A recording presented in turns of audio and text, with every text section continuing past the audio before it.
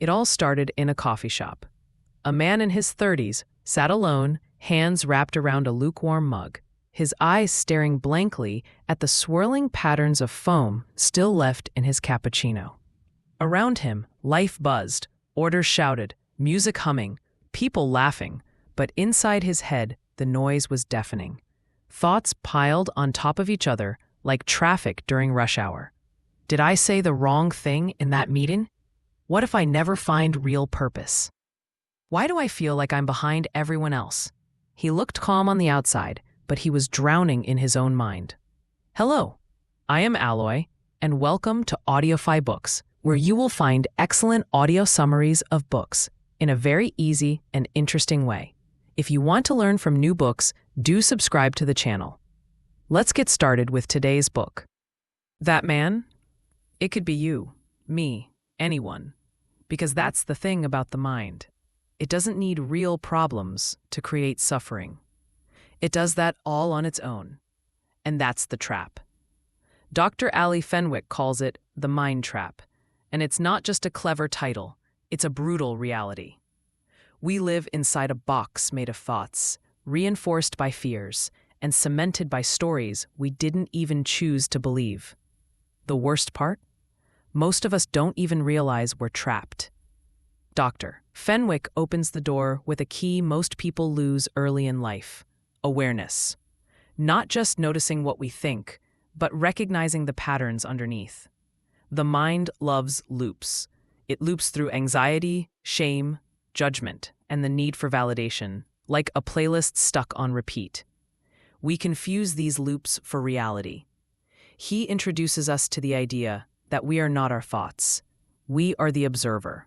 That alone, he says, can shake the foundation of mental suffering. Imagine this. You walk into a room and instantly feel tension. Maybe someone gives you a look. Your mind jumps in with a narrative. They don't like me. But what if that thought isn't true? What if it's just a projection, a story rooted in your past experiences? Maybe as a child, you learned that being ignored meant rejection.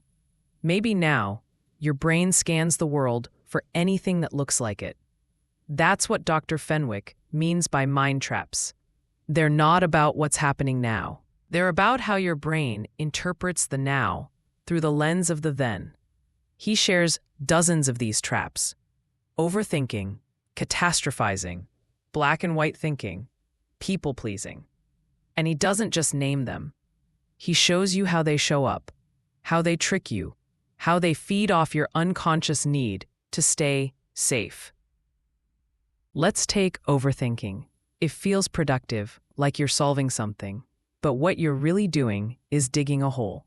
The deeper you dig, the harder it becomes to climb out. Dr. Fenwick offers a mental rope. Pause, label the thought, question it. Is this helpful? Is it even true? Is it mine?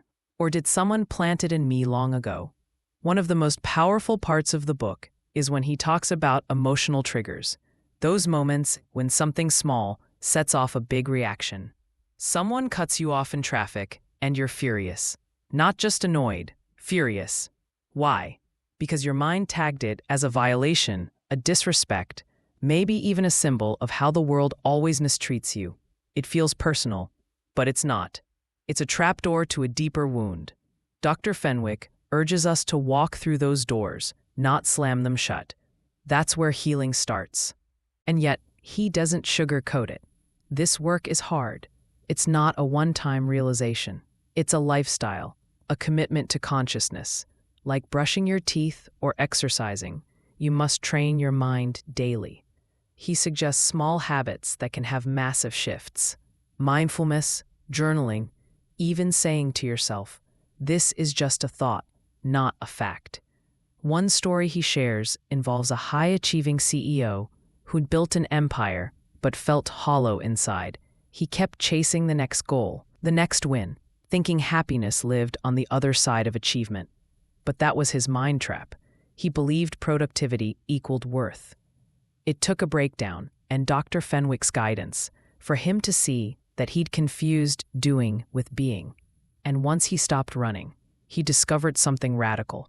Stillness isn't emptiness, it's presence. Dr. Fenwick says our minds are master storytellers, and they often cast us as the victim, the villain, or the savior. We play these roles over and over, without realizing we are in a script. But here's the twist. You can become the author. You can rewrite the story. Not by forcing positivity, but by telling the truth. The real truth. The kind that sets you free. He draws on psychology, neuroscience, and ancient wisdom, but always circles back to one thing: choice. We may not choose our thoughts, but we can choose our relationship with them. And in that choice is where our power lives.